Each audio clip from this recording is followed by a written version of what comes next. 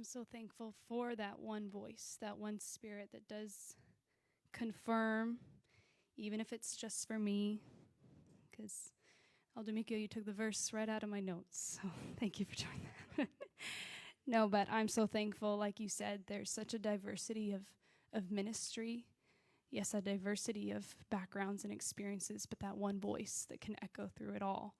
And it's not for you to compare whenever someone else comes up here and speaks, but it's, you know where you should be at, and you know where you should hold yourself accountable.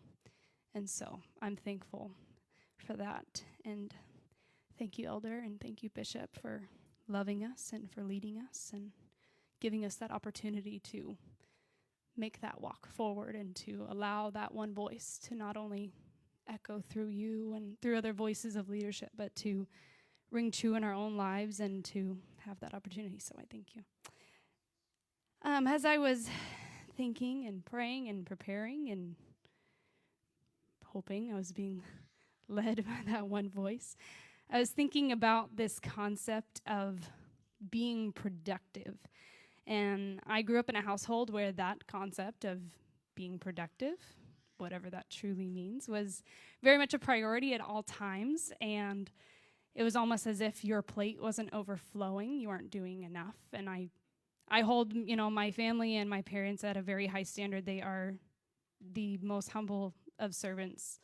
And, I've wanted to emulate that and have that demonstrate out in my own life. But I believe along the lines, it's like, how am I even defining being productive?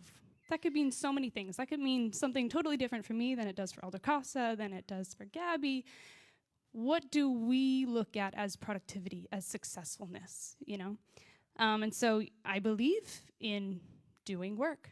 I believe in good works. I believe that faith without works is dead. I believe in getting things done. I believe in being disciplined. I believe in doing things for the kingdom. And I know what the word says about being lazy, about a sluggard. And I didn't want that in my life. But I think if I was to look at myself in such an honest lens, I took this positive thing, this thing that was a biblical principle, and I made it a busy thing. I made this positive thing, and I made it a point of stress in my life, a point of worry, almost to the point of fear of being lazy, a fear of being a sluggard, a fear of being looked at by men instead of by God, pleasing men instead of God. I took this principle of adding to the kingdom and putting it first, and then I completely threw it out of balance. I disregarded other principles of rest, restoration, being anxious for nothing, and like I said, pleasing men rather than God. And so my mind thinks to,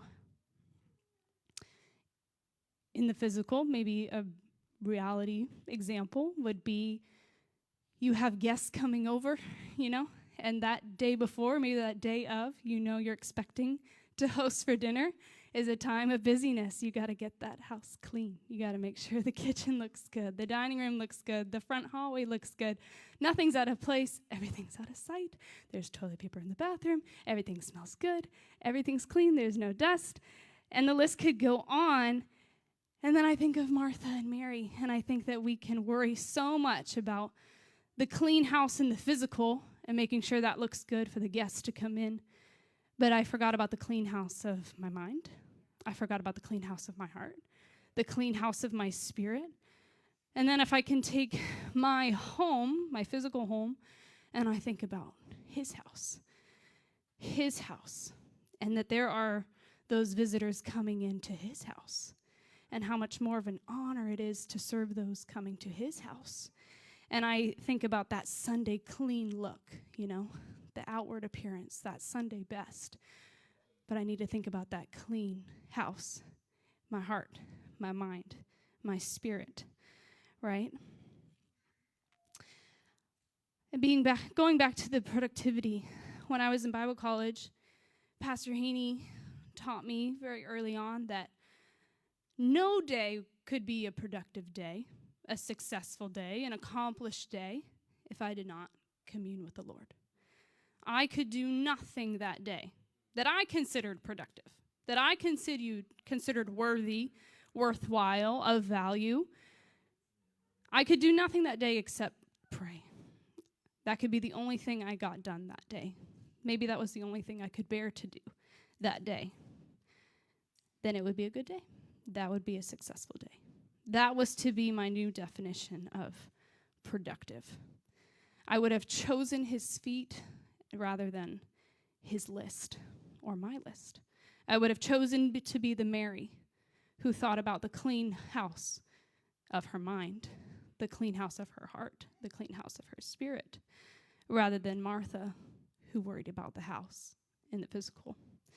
And so time and time again, I heard this taught over and over. Obviously, in Bible college, it's this wonderful bubble of prayer and consecration and teaching and learning and breaking. And so time and time again, I decided, okay, that's my new priority. Even if I have a busy day, even if truly my plate is full, or maybe my plate is not full that day, that's going to be my priority. Get to his feet. And then everything else that I got to do, whether it was for the church, whether it was for the college, for a ministry, anything else would almost be considered supplemental, a blessing, an opportunity, just that bonus to knowing him above all else. And so I think I'm standing here in front of you all, in front of the body today, to remind myself of that again, because I just want to know him. I just want to abide in him. Because Jesus says in John 15:4, abide in me and I in you. As the branch cannot bear fruit of itself unless it abides in the vine, neither can you unless you abide in me. So Jesus is telling us it's going to be a two-way street. It's going to be a two-way street. Abide in him and he'll abide in you. Stop trying to do things on your own, because it's going to be in vain. Your source must be the source. And I think of my own husband's words a couple weeks ago. What are you truly building then? What are you truly trying to do on your own? And I think of Psalm 127, verse 1. Unless the Lord builds the house, unless it's the Lord that builds the house, those that build it labor in vain. And unless the Lord watches over the city, the watchman that stays awake in vain. Okay?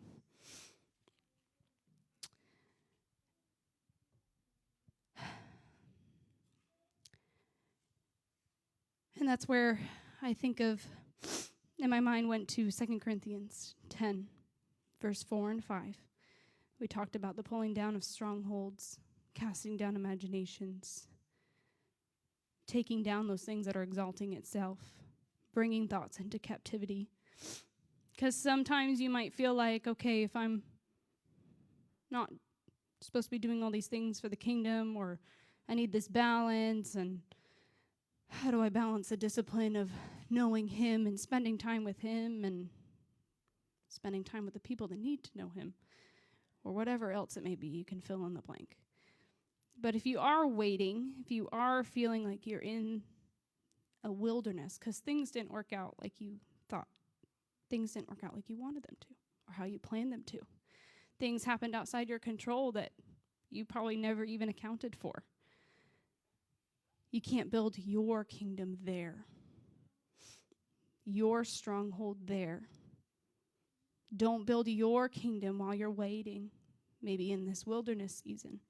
You can't settle there. You can build an altar, but you can't build your kingdom, your sense of what needs to be done, your kingdom that you want to put first.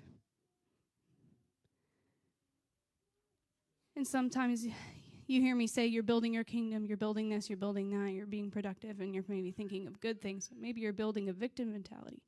Maybe you're building a wall of offense instead of offense.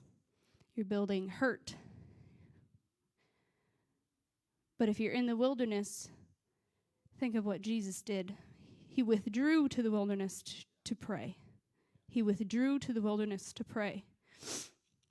Maybe don't set up camp there and start building. The children of Israel set up camp there because they had unbelief. They could not enter in because of their unbelief. So this wilderness kingdom of self is what brings me to 2 Corinthians 10, verse 4 and 5. I was reading Nona Friedman's book last night, and in one of her chapters, she also brought up this verse. And she mentioned this casting down, this pulling down, these bringing thoughts into captivity, that's something you got to do. That's something that's on you to take action over. And another translation, instead of strongholds, it says arguments. You can have all these arguments, all these excuses, and all these things that we can say and build up and build up and build up and build up, but now it's up to you. You got to cast those down. You have to pull them down. You got to bring those thoughts into captivity. You got to pray. You got to get to his feet. You have to know him. You have to let the life of that living water flow into every area of your life. You got to let your life become that fountain of living water, reaching every aspect, every area, every person that comes to drink. And I'll end with this verse, Psalm 57:7. In the King James, it says, "My heart is fixed. Oh God, my heart is fixed. I will sing and give praise." Other translations say, "My heart is steadfast. My heart is prepared. My heart is confident, oh God." But I think I like the fix the best. My heart is fixed, oh God. I want my heart to be fixed on him.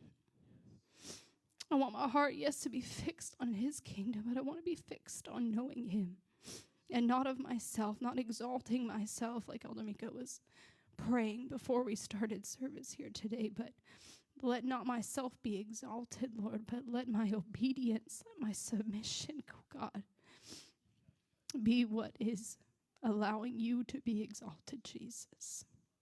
My heart is fixed.